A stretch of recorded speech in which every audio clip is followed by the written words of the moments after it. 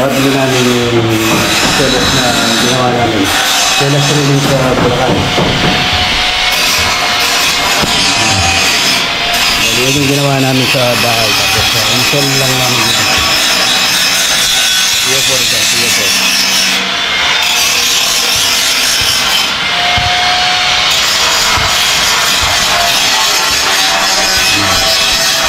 Ano ito? Side 9. Yan lang namin dito sa Kalumpit, Bulacan.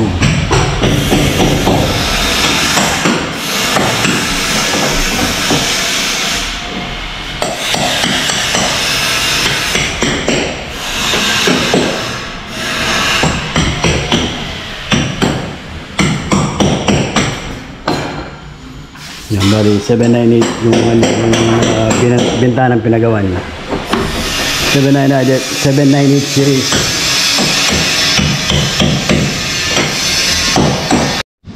Yan, tapos na namin ma-install yung kinabit namin na railing. Meron sa flanges, cover. Tapos round tube. Tapos 2x2 na square tube, saka 1x1. 304 lahat yan.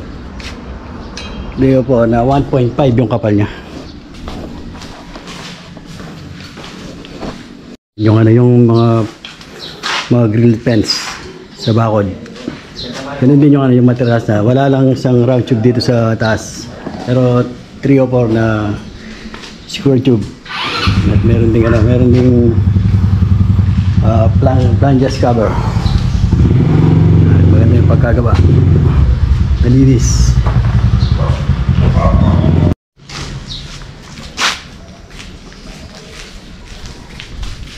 Yan, paikot siya. Ito yung pinaka-front ng bahay. Yan. At tapos sa likod.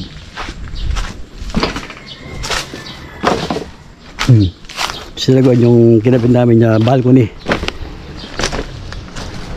Yung drilling sa second floor.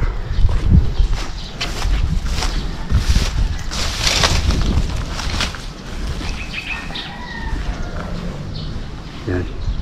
Yung kinabit namin na railing ng terrace.